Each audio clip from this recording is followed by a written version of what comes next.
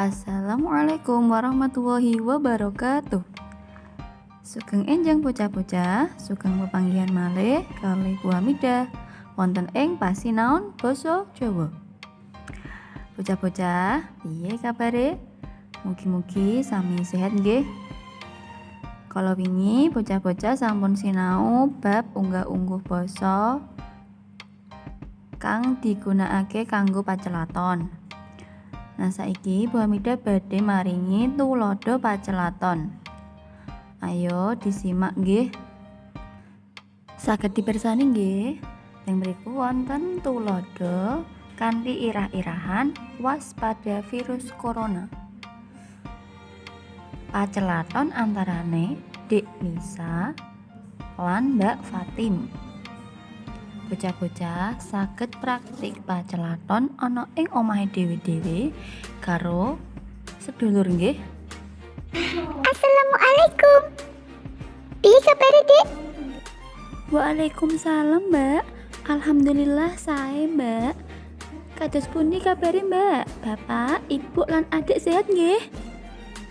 Alhamdulillah kabare apik-apik. Bodho iki lak ning omah wae to. Tak samantuk sik lho ya.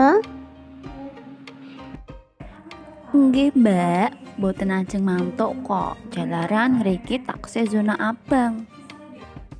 Oh, lah iya wingi Bapak ndelok berita ning TV. Jare Jawa Timur akeh sing positif corona. Mula kuwi dadi zona abang kok ya. Nggih, Mbak. Masyarakat kathah ingkang ngeyel nglanggar aturan saking pamarintah. Kathah tiyang saking luar kutha padha wangsul Jawa Timur. Pramila Jawa Timur dados zona abang. Penting awakmu bisa njaga kesarasan. Ojo lali ngombe vitamin, maem sayur lan buah-buahan.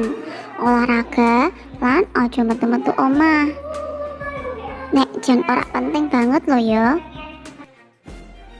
Enggih, Mbak.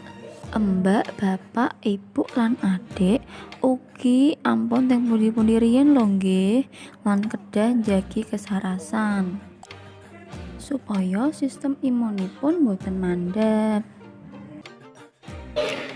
Iya Dik, ya wis nek ngono telepone mangko meneh ya. Mbak Fatim arep mangkat nyambet gawe.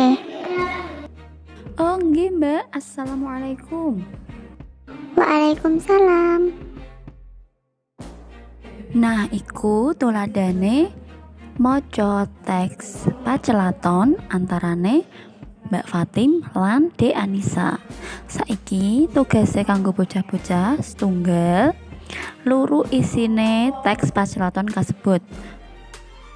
Nomor kalih basa apa kang digunakake ana ing pacelaton kasebut. Pungkasan ing teks kasebut ana penulisan sing salah. Kira-kira apa ya? Cukup semene pasinaon basa Jawa dina iki. Bu Hamidah pungkasi nggih. Wassalamualaikum warahmatullahi wabarakatuh. Matur nuwun.